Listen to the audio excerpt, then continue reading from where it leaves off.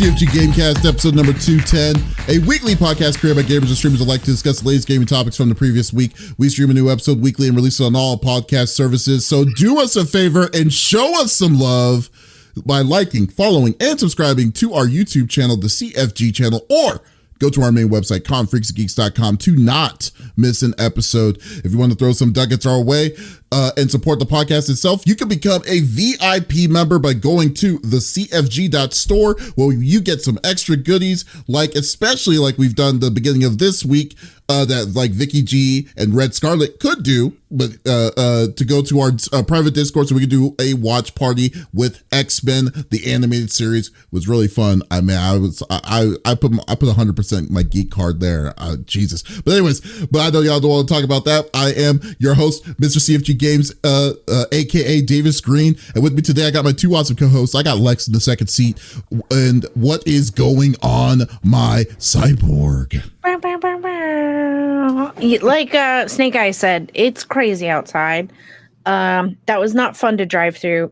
I took my medicine a day early because I woke up I'm all swollen, so I was like, oh snap, thanks weather. So it's been helping with my swelling, so I was like, I'll just go pick it up and take it a day early. But I've been playing lots of games this week. Oh gosh, what did we play?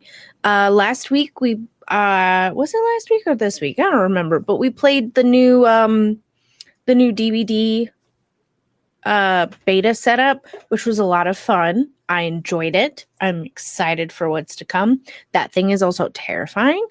I don't know what he is, but he's called the Unknown. He kind of looks like a creepy ice cream man, and I think he blows bubblegum at you. I don't know. You just get covered in pink and it's hard to move. So you be the judge. But sorry. Yeah, we played a lot of stuff this week. I played Nightingale, which is delightful. I've noticed a lot of people are having trouble when they team up with other people. So if that's the case, here's my little tidbit. Do all of the tutorial first, number one. Number two, if you are joining someone else, you are working on their storyline. If they are joining you, you are working on your storyline. Yes, their equipment can progress, but it does not progress their storyline. So don't get disappointed. But yeah, we've been having a lot of fun with Nightingale. Adam is crazy far ahead of me on that. So that was delightful.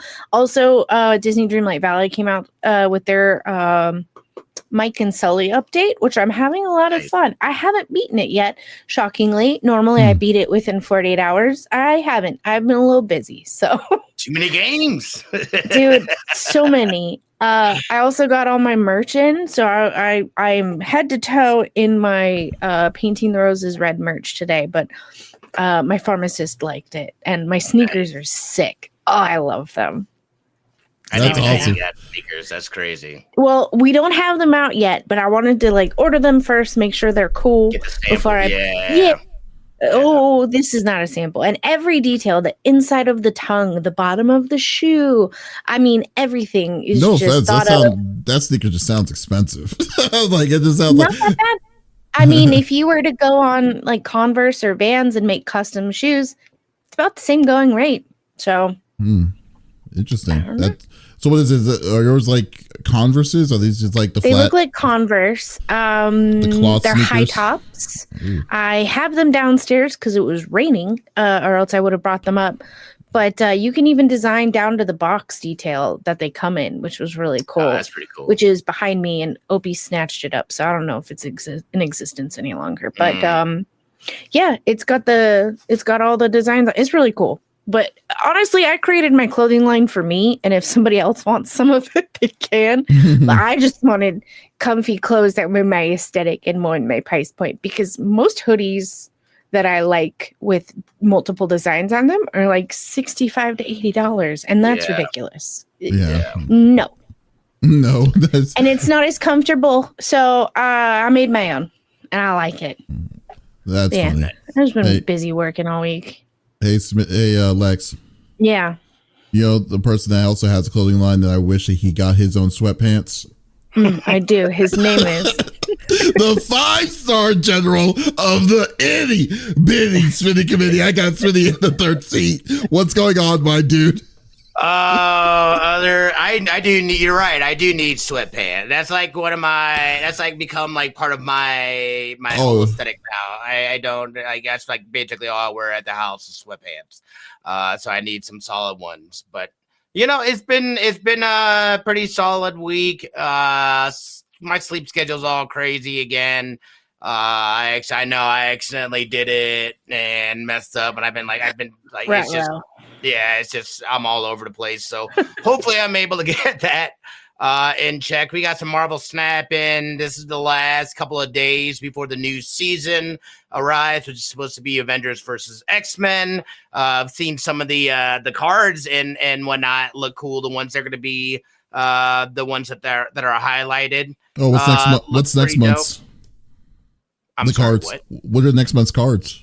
It's the first one is what's her name? Not Donna Summer. Donna Summers, the singer. What's her name? Yeah. She left the cake out in the rain. What's their daughter's name? Hope. Cyclops' daughter. Hope Summers. Oh, no, is it Hope? Yeah, Hope Summers is the daughter. I think that yeah. So like, which is nice. Like she's gonna synergize nicely with like Kitty Pryde and stuff like that. It's every time you play a card in her lane, she gets or you get an extra energy from her. Yeah, I know. God. So she's a ramp card. I'm glad I'm retired. I'm glad I'm retired. Yeah, so that's been solid. Been getting down on some Hell Divers.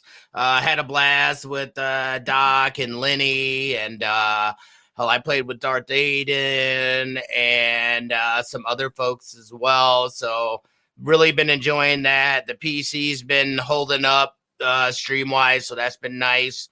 Not having to worry about that stuff, and it seems like other than the things that I haven't rebuilt that I lost, everything seems to be working a-okay. So that's something that feels good. Yeah, but we'll probably still look at upgrading the graphics card and all that. But other than that, though, it's been that's really gaming wise what I've played, and I haven't done a ton of gaming this week. I had work. I had multiple podcasts I was recording and stuff like that this week. So it was kind of a busier week. But overall, pretty solid, my friend. That's good. Yeah. What about you? How was your week, Mike? Oh, it was actually pretty good for the most part. Like, as always, still now week 3 of not streaming, which makes me annoyed. But are you even a streamer, bro? I know, right? Yeah. I'm like the worst streamer. It's like, hey. How dare you? It's like, hey, stop by tomorrow. My last stream I did was basically, hey, I'm going to follow back up and continue my stream for tomorrow. That was 3 weeks ago. And I still cannot. I just have not been like I've been trying to take care of other stuff this whole time. So I need to play. So I need to get back on it again. I don't even know what to stream at this point right now too, because like I'm I'm currently playing Final Fantasy VII Rebirth right now. I'm not streaming it because everyone, I do not want any spoilers, like spoilers and media spoilers for everybody. And not only that, dude, but that's a game that that's one's like, I'm consuming that for me. Mm-hmm. And trying to stream and do it is too much of splitting attention. Like I want to be able to put my full attention into playing that game when I'm playing it. I totally agree. Yeah. And you know what I love too? That's what the reason why I have 2 PS5s is because there are some games that I want to play on my television in the living room, and then there's the games that I don't mind just sitting down and streaming in front of the computer, like being on a computer desk and then just have at it, Mm-hmm. What's up, Lex? I have a question. What? Did you know? I don't know if you knew this, but you can pick up your PlayStation and you can move it. I'm not gonna move, dude. Like my system, my system is like the whole thing is like when you move your stuff like that and you're going to be switching it back and forth is the cabling, and I just don't want to deal with it. Like so at the time I had the money to. The time I had the money to do it, and I was like, okay, let's do it. I mean, that's the same thing you were like too, Smitty, because it's not just me that has PS5s. You can Why you unplug calling me it. into this? I'm calling y'all into it because you have the same track of mind. Yeah, it's us too. Did you not notice that, Lex? No. Yeah. One's in the bedroom and one, like, you can almost see it. It's like right here, right next to the Oculus or the Quest. Goodness. And mine is color coded. I have the one in the living room for me is the white is the default white, and then I have a red controller. But then the one in the game, the one in my office, the one that's next to me right now, is the Grimace, and it's all purple. Yeah, you got that. That's right. Yeah. So the purple case on the PS5 with the purple controller, because I love purple. Yeah. So but yeah, so I've been playing Final Fantasy VII Rebirth, and I have to say this game is insanely, like, it's just, the game itself amplifies the original to 1,000%, in my opinion. Like, I love this game a hell of a lot more than I love the OG. It's not even because of the graphics. Crazy. It's just like the way that the way the storytelling is being told on this one, and plus technically though too, I played the original one. I think Smitty did too, the original OG version. That there was a ton of typos in the original version of Final Fantasy VII, and all that's been totally, like, rectified and stuff. So like I would hope so. of it. Yeah. Well, I know, right? Well, Square was stupid back in the day because they gave you know how you have like localization that's a team to do it. Yes. Final Fantasy VII, the original Final Fantasy VII was the localization was done by only one person for the whole game. Yeah, yeah. So there was no like. Yeah, I know, right? He didn't have a boss. Proofreading? What is going on here? I don't think there was any proofreading, clearly, because there was a lot of typos. I think the biggest typo is Eris. That's not her name. Oh no. Her name is Aerith, and like, they like he mistyped the one of the main characters' names, and for the longest of time, most people thought her name was Eris. Yeah, there's amazing. There's a generation of people. Eris. Yeah, I know, right? There's legitimately a generation of people that have played the original one that thinks that her name is Eris to this day. Yeah, so like that's what I'm saying. So wait, Smitty, are you gonna play Rebirth on the PlayStation, or are you gonna wait for it to come out on PC? No, I'm gonna play it on what it was intended to be played on. Hey, I'm just asking questions. Yeah, exactly. No. I think Rebirth is definitely really like that. This is if they made Final Fantasy 16 as crazy or as good and in depth, like with the fighting style, I think I would have loved 16 a lot more. But like 7 is just so like the stuff that you could do in 7, the hard mode that they introduced in 7 remake to hopefully that's what they're going to do in Rebirth. It's just all so good. It's like I just can't deny it. I mean, they did a great job on it. But I'm a little bit sad because like what I wanted, like I usually get the deluxe editions, and as you know, I like getting physical editions on everything. Final Fantasy 7, I wanted a steelbook case on this. I completely forgot to reserve it, and I cannot find it anywhere unless I go to a scalper. So that was my bad on that one, but we'll see. But then I'm really itching to getting Helldivers 2. It's a big thing though too. It's another game I'm really looking forward to wanting to play. Might as well. Yeah, I know. Well, I loved Helldivers 1. I just was a little. I won't say upset, but I was a little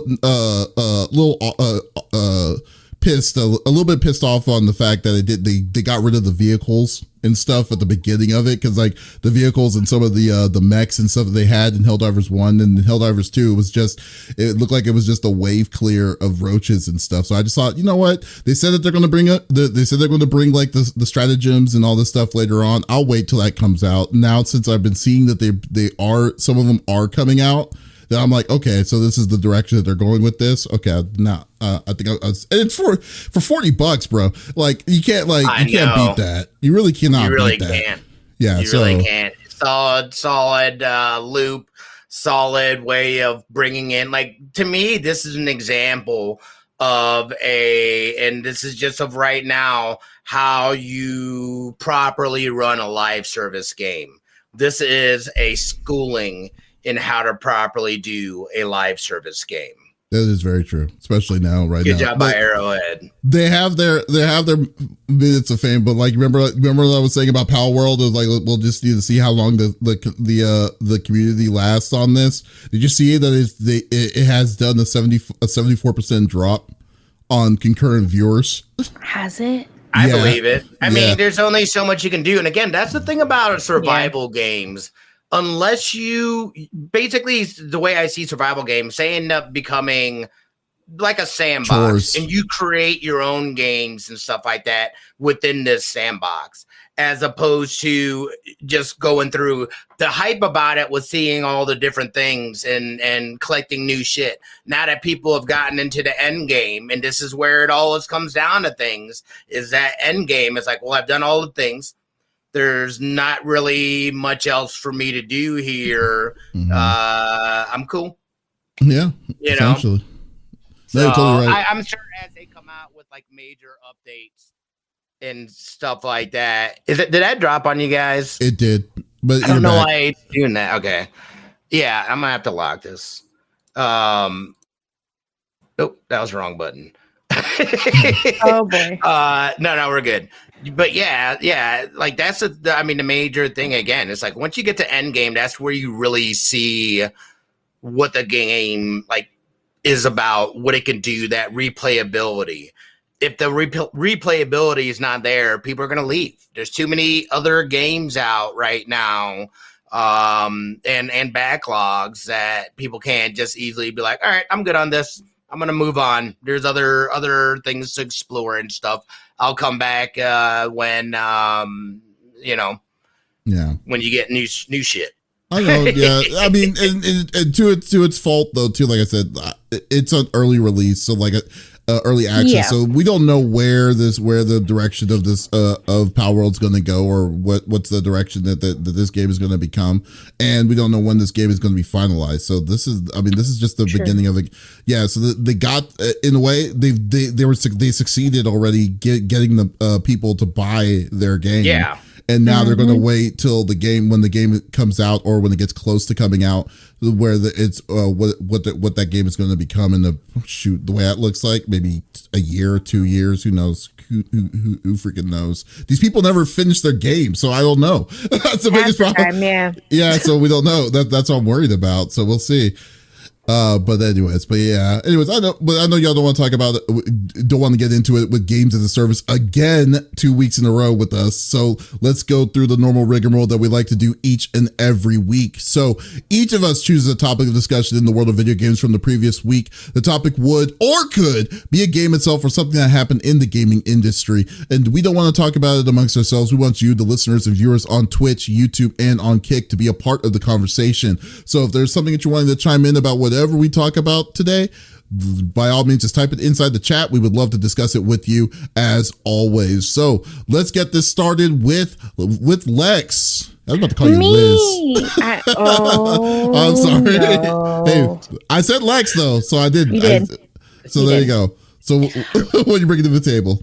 So interesting. Okay. Ori and the Blind Forest and Ori and the Will of the Wisps is on my. When nothing is out and I have nothing to play, I'm going back and playing those games. Those have been on my list for a hot minute. I knew who Moon Studios was, but now they're kind of going in a different direction. They're saying no more Ori, at least for right now. That doesn't mean we won't eventually get a third game in the future. But they just came out and did a cover reveal for their new game called No Rest for the Wicked. So it's going to be a dark fantasy action RPG, but combines a variety of genres. So they're going to do an ARPG like Diablo to difficulty, and then combat similar to Dark Souls, but town building similar to Animal Crossing, which I found, Yeah, it looks No Rest for the Wicked looks really good. It looks Ooh. really good. I'd gotten a couple of sneak peeks here and there of what like gameplay is going to look like, but the cover reveal and the art just looks absolutely fantastic. If you didn't know, the co-founder is Thomas Mahler, who used to work for Blizzard, but he and the CEO, I'm going to butcher this poor man's name, so I'm not going to say it, Corral, I'll say the last name. They invited Game Informer and they got to go to Vienna in Austria and get like exclusive details. So unfortunately, we don't get to see that or hear about it until a new issue comes out for them. It looks like they're going to be doing issue 364, which is Game Informer's, I assume like their magazine essentially, but they're going to go into very deep detail as far as that. But the game looks fantastic. The cover art looks great. What we've been told as far as like the story kind of gives me like not just Brothers Grimm, but like Brothers Grimm meets almost like a fairy court kind of situation. I don't know. But it looks so cool. I'm really excited. I like a lot of the variety of genres that they're adding into it. It's not just an RPG. It's going to combine a lot of forces, and I'm really excited because with games like this, the replayability kind of goes down if there's not a lot to do and come back to. But it seems like they're really digging deep and coming forward with, hey, here's reasons why, and I'm really excited about it, but I was curious what you guys thought. Well, like from when I first saw this, I mean, I think they announced this on one of the Xbox announcements, like live streams. And when they saw like a small tidbit of it, I was like, oh, this is the same people that did Ori. And yes, I was like, oh, this is going to be a very interesting game. I was already interested in this game as it is. So I like the game looks really good. To say that they are going to try something a little different, I mean, I'm cool. I'm really glad that they're wanting to try to find. They don't want to be like locked in a situation where they have to make the same platforming kind of game. Just but with like with Ori, and they're taking a chance with it. So they're proof. I mean, so like to say that that they're going to make something completely different and something out of their scopes for the first time, awesome. That's great. I did use the wrong wording. I'm sorry, my brain is not braining today, but it's a dark medieval fantasy. So like the storyline that we know so far is basically a plague has befallen the island community that you start out in, and it's transforming the citizens into monsters. And that's all we know so far. Mm-hmm. But just wanted to throw that out there just in case. Oh, okay. It's funny. I was just thinking about this though, because this reminds me of like the way it looks like. It kind of reminds me of Baldur's Gate, and I just realized though too, if the Baldur's Gate is what Tim was talking about, that's the one you need to get earlier, because you remember he was asking if I should pick up a D&D. They're like, yeah. Oh, I was looking at Dark Alliance, but Baldur's Gate, no, definitely. But yeah, this reminds me of more of a one player version of it, and I would love to see how this is going to go. How this is going to go. Smitty, what do you think? This is a single player game. From what we know so far, yes. Mm-hmm. Interesting. Yeah. Could that change in that building and stuff too? Yes. So they're saying that it's an action RPG. But it combines influences from a variety of genres, from ARPGs like Diablo to the difficulty and thoughtful combat of Dark Souls to the town building of Animal Crossing and more. So, Dark Souls. That's okay. At first, I was kind of like, but I kind of liked the combat of Dark Souls, and that was the only thing I liked. So yeah, I can. Yeah, I wonder. Yeah, that's interesting because I don't think it's gonna play like Dark Souls with their combat, because the camera angle would like make it impossible for you to do that. Yes. Interesting. So I wonder what they pulled from Dark Souls combat wise. Right. saying is akin to Dark Souls. Because that's a really bold statement to make. Yes. Because I feel like those games have a very niche fan base. And I'm not saying that the fan base is small or anything. Your typical average gamer isn't going to be able to handle that kind of pain. Yeah. You don't want to be a part of the Get Good community? What are you talking about? No, dude. I don't look, dude, no. I'm not trying to, I don't got time to dedicate to get that good, dude. I get it. Here's where I have a thought, and I think maybe they're thinking it too, because with Dark Souls, it's a lot of punishment, and you kind of can't really, if I remember correctly, correct me if I'm wrong, can't really like halfway through a battle be like, I'm going to change the difficulty to easy. You know what I mean? Yeah. Whereas this feels like, hey, maybe you picked the wrong humble mode. Well, you can change it. That's okay. We understand, because they are taking a lot of different influences. And so my thought is, okay, if we're going to have Punishment Central, give me the option to after I get humbled once or twice, to back it up and decide that I want it to be just a little easier. You know what I mean? Mm-hmm. Well, I mean, I don't know. I mean, like, it looks like, this is not, you would not, if I didn't know who the studio was, if I didn't know who Moon Studio was, right, I would have been like, wow, I'm sorry, this is the people that did Ori. No, like, the style of it looks really good, and we'll see how it is. I mean, this game is going to be free $99 if you have an Xbox Game Pass. So, like, there's no risk at all. Right, no risk, no reward. I love Day Knight's choice statements like Smitty, Dark Souls, Wolong, just no. No, I am gonna finish Wolong though at some point in time, for sure. Yeah, unless I gotta figure out how to beat Lu Bu. You're still stuck on that?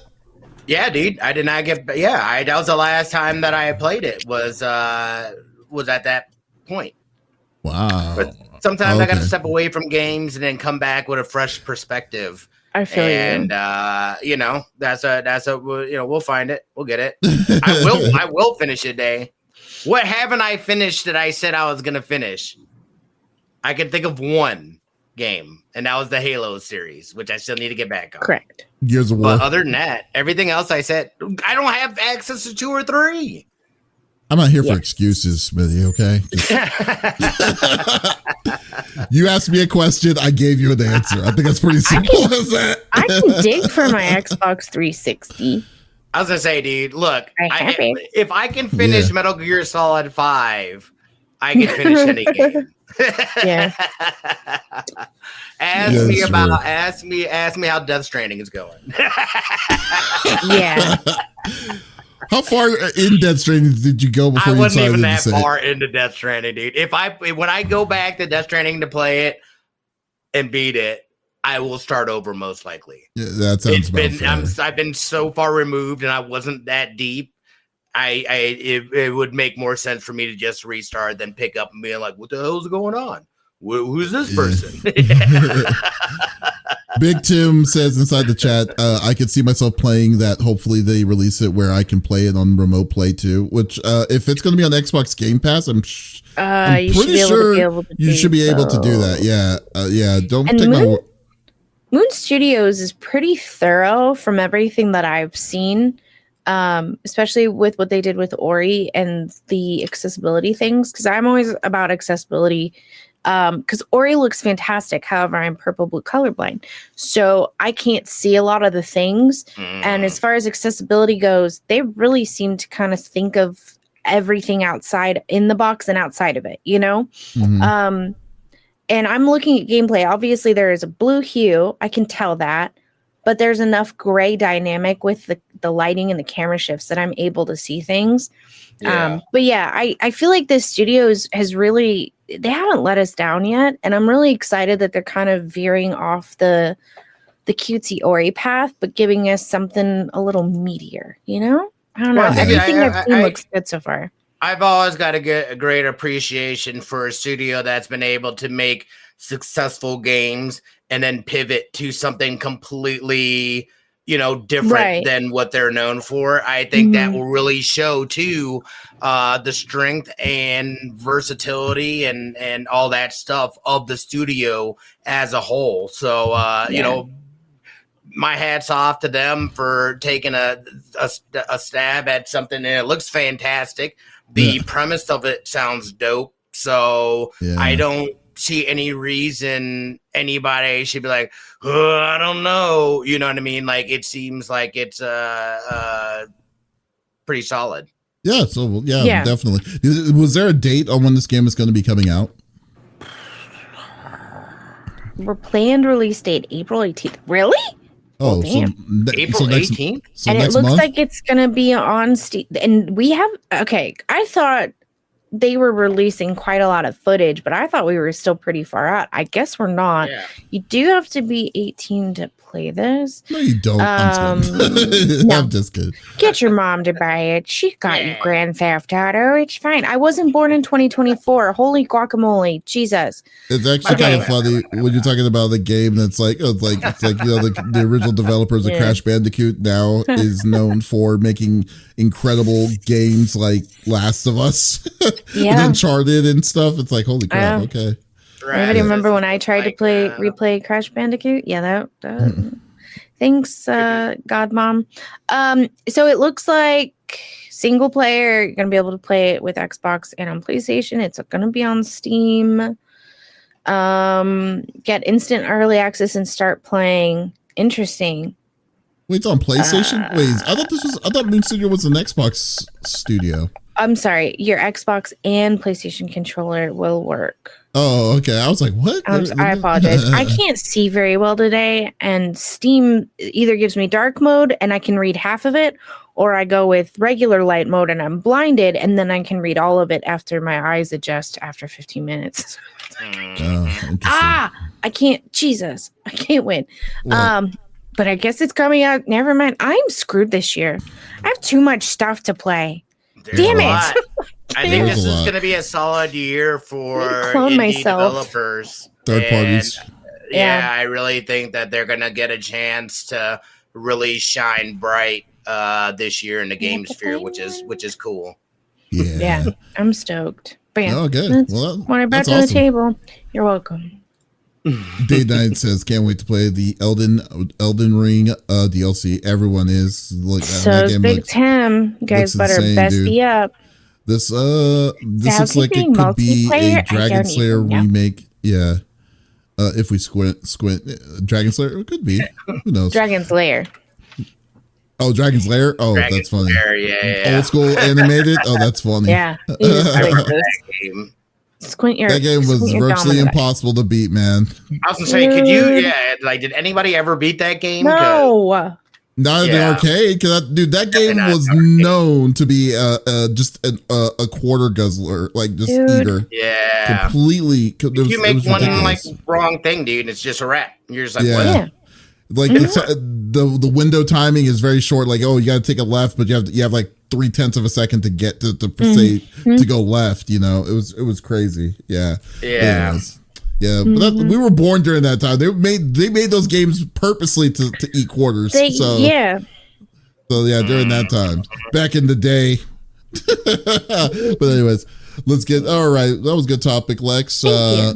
We'll go to my topic, which is something that I think everyone was expecting it to be, which was that Nintendo is finally putting a lawsuit. Is definitely doing a lawsuit, but it's not for Power World. It is for the popular emulator called the Yuzu emulator. Now I don't know about this. Okay. Yeah. So thanks to Smitty news. Yeah. So basically, if you did not know, Yuzu is a Switch emulator that I forgot the name of the group who made it. Tropic Haze, that's what was the name of the group. Tropic Haze was made the emulator Yuzu that could play that can play Switch games, Switch emulated games on your PC and stuff. Now Nintendo themselves are calling is saying that this is facilitating piracy at a colossal scale. That's their complaint to it, and they actually do have a good point on this. Now, for years, this is a common like conversation for when it comes to emulation. Emulators have always been in this weird gray area for the longest of time. Like everyone's the official answer for emulation was, if you have a copy of the game, you can get and you have an emulator of the same game, you're perfectly fine. I don't know if that's real. I don't know if that's true or not, but that's how everyone was kind of approached that conversation 9 times out of 10. However, the lawsuit was filed on Monday from the District Court of in Rhode Island, and they're saying that the company's most expensive and significant argument yet was that it turns general computing devices into tools for massive intellectual property infringements of Nintendo's and other copyrighted works. And the proof that Nintendo has is, if you remember Tears of the Kingdom when it came out, you remember that one guy who got busted selling early copies. Yeah, was selling early copies or playing it on YouTube and stuff. That guy was also using Yuzu emulation as well, apparently. Towards that. One, so during that time, the peak of Yuzu's emulation time, 1 million and this is just for one game, mind you, 1 million copies of the Legend of Zelda Tears of the Kingdom was downloaded. So 1 million. I mean, that meant that's not a lot, but when you think about it, 1 million of at $60 $60 a piece. A lot that's of money. A lot of money in itself. Yeah. So and this was on the game that didn't officially come out, this is a AAA title that was gone out to work out yet. So the thing is that now Nintendo is trying to nip that sucker in the bud before it gets any crazier. And there's two companies you don't want to mess with, is Disney and Nintendo when it comes to this kind of deal. Facts. Nintendo hates their online community, for crying out loud. So so I can't even imagine. So they are not turning backs. They're bringing their army to nip this sucker in the bud. But I guess the bigger conversation on this is like emulation itself might be a closer eye to all of this, or like how emulation is going to be shown in the near future towards this. So I think that this might be the start of the repercussions of how emulation will be from now on, which is going to be an arm and a leg and a hell of a lot tougher to do. Anyways, so they are not messing around. They're throwing in some pretty serious punches to this group and to this organization, and they so far, I don't know if what Yuzu themselves has said back, but I just wanted to kind of get what y'all's thoughts are, if this is justified for them to do it, and what your expectations are. I mean, I don't do emulation anymore because I don't think there's a reason for me to do it yet anymore. But I used to. I'm not gonna lie, I used to back when I was younger. But do you think this is something that that Nintendo has a leg to stand on, or what's y'all's thoughts? Yes. So they aren't mad necessarily at the fact that a third-party company has created an emulator. What they're mad about is that they were essentially stealing and releasing content, whether it be known intellectually or not, through their third-party devices that A, hadn't been released yet, B, was a AAA title, and C, that's their stolen property. So if I'm not mistaken, monopoly laws kind of come into play here because they don't want to create an emulator, Nintendo, correct? So a third party can create an emulator that uses that software essentially to then put it elsewhere, right? So no, not at all. What do you mean? like Nintendo's always frowned upon. Like Nintendo never wants to share their like for instance. No, I'm not saying they want to share their property. I'm saying monopoly laws come into play that because if you create an emulator, right, that uses something that I've created, right, like I'm Nintendo, and Smitty comes out with an emulator so that he can then play my games elsewhere. Monopoly laws come into play. They're not stealing my intellectual property. They're making a device that then can put it elsewhere. That's like a hack, though, essentially. Like, yes, but again, like it's weird because there are gray areas, and because Nintendo themselves doesn't want to create an emulator, a third party can come in and do so. But now that they've essentially stolen intellectual property by using the game, now they can sue them. So don't have to worry about them anymore. Well, it's weird though, because like in that sense though, if they made an emulator, if they made a hack of an emulator to take a game that's not originally programmed on their system and they put it on the emulator, they have to jerry rig it to work on that emulator, which is still stealing the game on it on the in the gray line on it. It's not the fact that Nintendo doesn't want them to be on it. They're more worried about if they break the code of the game to allow them to do it, then that's where the gray line is. I understand what you're saying. I don't know if you know. I guess I'm not understanding what you're saying. Yeah. Right, because if I own a Nintendo product, I have the game and I have an emulator, right? Mm-hmm. But I already own the game. But I'm just using third-party technology to then put something I already own, because you have to own it to have the like the dot code, is that the right verbiage to put into the emulator? Does that make sense? I know what you're talking about, yeah, but okay, yeah, I know what you mean then. Basically you're saying that if you buy the game itself and then you make an emulator out of the game to play it on something else, something like that is also still frowned upon, because technically it's frowned upon, but it's not illegal, and that's how they were getting around and tiptoeing, right? Okay, yeah. So now that they have, even though the company themselves wasn't like, hey, we know a guy who has the dot code that you can then use in your emulator, blah blah blah, even though you don't own it. They didn't say that, but because other people were using it and giving away the dot code, they were giving away intellectual property. And at that point, that's where they had the ground to sue them. So now Nintendo can smash these dudes into the ground and we don't have to worry about it. Does that make, or they don't have to really worry about them anymore. Does that make sense? Like they were a bug annoying them, and now it's become more. Does that make sense? You kind of losing me a little bit, but I'm not really sure. What about you, Smitty? What do you think? They didn't have ground before to sue them. Now they do. That's my point. Okay. Yeah. Gray area. No longer. And I'm just trying to, because I'm not a lawyer. I don't understand like how like a lot of those laws and stuff like that.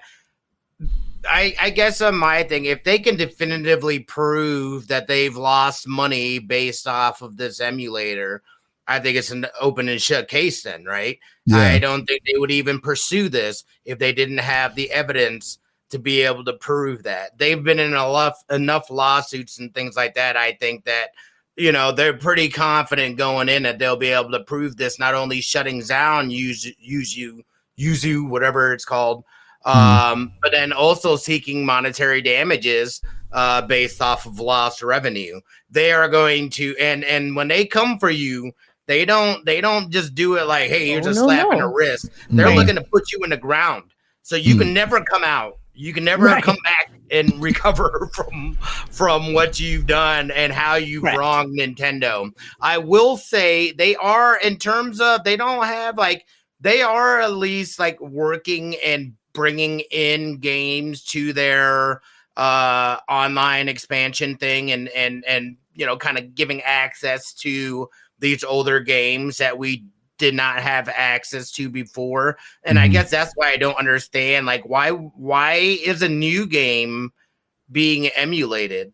Like you said, Tears of the Kingdom was? It's like, this is what, and it was done before the game was even released. Here's what it says right here. Stole copies. The official says in the lawsuit, Nintendo argues that the vast majority of Yuzu users are using Yuzu to play downloaded pirated games on Yuzu. For instance, the lawsuit points to a data showing that leaked copies of The Legend of Zelda Tears of the Kingdom were downloaded 1 million times in the week and a half before the game was released.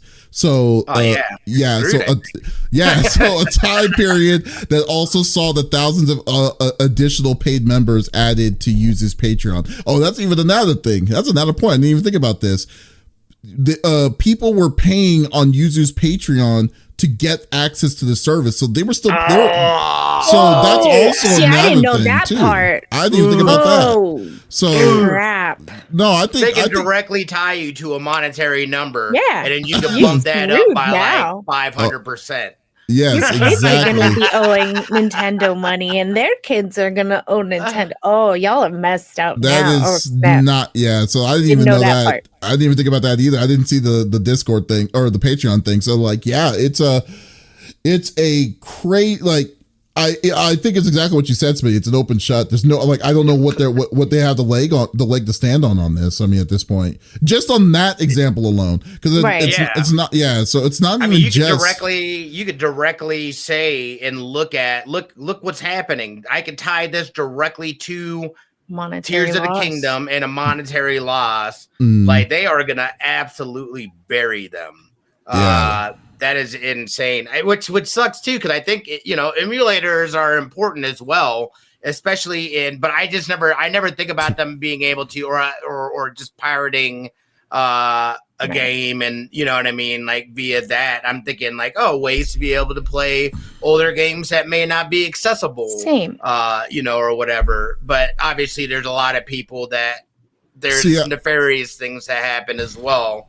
Within okay, but here's the thing, not all emulators do the same work the same way than what Yuzu works. Yeah, so like what I think what it is that it shows a vulnerability within Yuzu's software, or not a vulnerability, but something that Yuzu's software is doing differently that's allowing people to break game, to allow them to play games that before they even come out. Correct. Because do you remember, I don't know if you remember this, it was kind of a niche group, but back in the day, you remember Bleem or Bleemcast and stuff like that. Yeah, so like for the longest of time, like Bleem was the easiest, cheapest way to get yourself to be able to play Dreamcast, PlayStation 2, 2 games without even really buying the game itself. Music. Yeah. Oh yeah, that was during the Wild West days. Yeah, like LimeWire and all that. Yeah, LimeWire, so like you remember LimeWire? It's around the same time. Yeah, so like during that, so essentially it was like that sucker got shut down after the big copyright deals that was happening during that time. But then there was also other emulators that eventually came out, because there was emulators that allowed you to play arcade games that never came out to the consoles.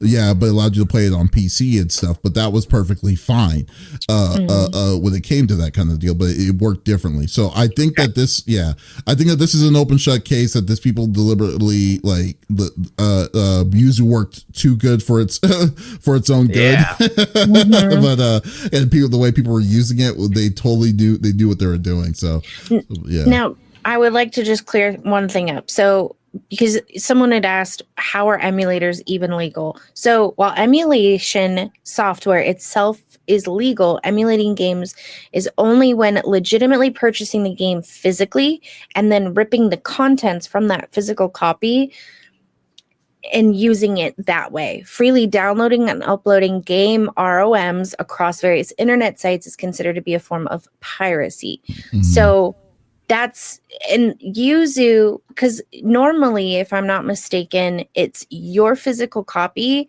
has its own like sequencing at the end of it that you're then putting into the emulator. But Yuzu doesn't do that. So if you've got Tears of the Kingdom and hasn't been released yet, you can then upload it and I can download it.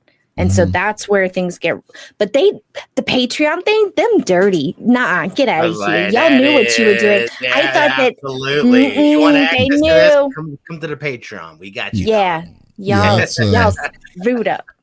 They knew what they were doing at that point. Like, I thought it was people using their program. Oh no, y'all in trouble now. So yeah, so they gambled and lost on this one, but we'll see, because I know it's not, and this isn't a cease and desist. This is a straight up lawsuit. So so we'll see where this is going to go. I will find it fascinating on what their plan is for it, because I know the dude that got caught for the original dude that was getting the videos and stuff that got caught for it is doing some time in jail for it. So now. So so 20 we'll see. years. Actually, I don't know how many years, but I know, right? for life. Got life sentences. You're like, what? For a video game? Like, I just downloaded a game. Yeah. Anyways, but anyway, so let's close it off with Smitty. What topic are you bringing to the table there, Smitty? Oh, I'm always staying up on what's going on with the Embracer Group. We just found out that I just can't. They just keep popping up, man. But I think this one's a little more positive, at least for the folks over at Saber Interactive. They are being sold, or have been sold, for $500 million to a private investor group. If you guys remember, Aspire had gotten picked up not too long ago by them. They were working on the Knights of the Old Republic remake, and then basically Saber Interactive took over that. Saber Interactive, by the way, are the same folks that also made Evil Dead and a bunch of other games that that Jurassic Park survival game is also Saber Interactive. So what's nice is that, and we've been seeing the complete meltdown that is the Embracer Group after the Savvy Games deal basically went away. They've cut a ton over at either they've cut studios, they've cut games, they've done a ton of stuff. So what's huge about this is that Saber Interactive is going to be able to continue working on the games that they're working on, now being outside of that, the Embracer Group. I think it's going to be huge for them as a studio. They don't have to worry about stuff. I don't know. I don't think there's really any details on the private investors or whoever, purchased that. It's just, other than that, there was a private investment group that did that. But I think this is going to give them a lot more freedom. And I also think that they're not going to be the only ones that end up leaving as well. I know that I had read, according to the article, that there were the publication writes, one of its sources says the $500 million deal comes with the option for Saber Interactive to bring with it multiple Embracer subsidiaries as well. So I think there's going to be other things within this deal. I'm looking at like Gearbox. Why? If I'm Gearbox, I'm trying to get the hell out of there. Borderlands, successful. They're plenty fine. They don't need that stress and whatnot being under the umbrella of the Embracer Group. So this will, I guess, benefit both parties. They're able to offload more, make their books look better, get some things in, as opposed to doing all right, we got to wait for this game to come out and then see what the sales are like. Hopefully they're good, yada, yada, yada. So I think this move here is going to be huge for some of those bigger studios that are over under Embracer Group that are just basically getting gutted. So Embracer can make their stuff look good. So I want to know what your guys' thoughts are. If you think this is a good move, it's kind of like a meh, whatever. Well, it just makes me upset with Embracer. I mean, it's not Saber's fault for the shortcomings that's been happening with them. It's just Embracer just ran them down, man. Like, it's just like they don't know. They didn't the direction that they were trying to do for this game for the Knights of the Old Republic. When it was announced about, I want to say 2 years ago now, was announced 2 years ago. Yeah, like we were all excited. Yeah, they didn't have, they just didn't seem like they knew what they were getting themselves into. And still to this day, I don't even think that game is coming out. That game is not something like Like if it is, it's probably not going to be owned by Saber Interactive, done by Saber, because it's still is that a game that I don't know how it works. Like since Saber's the one that was making it, and now they're owned by a different company, do they still own the rights to make it, or is that Embracer Group that does it? Because that's contract stuff that we probably won't ever know. So I have no idea. So this basically pretty much solidifies. I think it solidifies the fact that Saber isn't doing Knights anymore. Like or they're not gonna be a part of it. But Saber is a good studio, though. I will say this: Saber is a good studio. According to this article, it says that once the deal goes through, Saber Interactive will be a privately owned company and free from Embracer, which is behind layoffs and all this other stuff. Following the transaction, the studio will continue work on its Star Wars Knights of the Old Republic remake. Boom. Yes. Okay. So cool. apparently they've got the license. Yeah, they're the ones that have the license. Good for them. Yeah. So that's huge. Okay. So if they're going to keep the license to it, then they're still committed to making it. Still hope. There is hope. Yeah, and hopefully they'll make. Maybe the reason why they were saying no to it was because Embracer was either trying to cut corners. I don't know. We don't know yet. We'll still get a benefit of the doubt. But yeah, but as for the overall run of this, good riddance, man. Like Embracer needs to get rid of this. Need to start selling off their groups, because they clearly are not there to make games or try to make games for profits anymore, because they're just trying to do self-preservation at this point. And so, like, if they're wanting to, if they can unload, if they possibly can. I didn't even know, is Gearbox owned by Embracer Group? I thought Gearbox. I thought people. Eidos Montreal, Black Forest Game, dude. So many. Wait, I thought Gearbox was its own. I thought the studios that Gearbox had were some of the studios were bought by Embracer, but I don't think Gearbox themselves was Embracer. Yeah. No, Gearbox itself is Embracer. Oh my God, that's terrible. Yeah. So here's my thoughts. Embracer has made it pretty clear that the layoffs are to, and I quote, always maximize shareholder value, right? Yeah. Oh, wow. So good for Saber. Number one, they probably wanted to continue working on this game, and Embracer was like, well, we can hold off. And Saber's like, no, we did all this work. Like, maybe it's already completed and they're in like the last phases. We don't know. But, good for them. Number one, they get to keep the IP. So, yay. Embracer is, again, they're laying people off left and right. So, and it's weird because Embracer picked up Saber in 2020, so it's been less than 4 years, and they had to do all the layoffs. So hey, I guess maybe this is good for Embracer, because now they're probably going to keep laying off people, but maybe they don't have to lay off as many, and Saber can keep. They've already got rid of almost 2,000 people. I know. Yeah, it sucks, but good for Saber, honestly, and I'm intrigued to find out who the private shareholder. Wow, I guess you're right. Yeah, Gearbox is owned by Embracer. That is crazy. Yeah, that's their main studio. I'm curious to see, with that option for them to bring over other studios with this deal. Yes. I want to see who else is going to bounce. Ain't no way in hell it's just going to be Saber Interactive that bounces. Somebody's probably. I will be working out a deal. That'd be a steal, being able to get multiple studios. Especially Gearbox. Yeah. Gearbox would be a steal at this point. And I think if Saber's able to just if Saber is now standalone, and then they get if they hopefully their dream of, like I said, of Knights of the Old Republic really does come out, then man, I kind of like it. I like it so much more that they're not a part of a financial grouping like what Embracer was now. So hopefully that they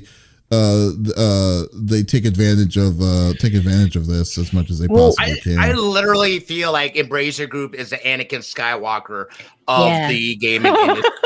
They were going to be the chosen They're one. supposed to be the good guys, and they're not. Maximize shareholder value. That's very. What do you mean?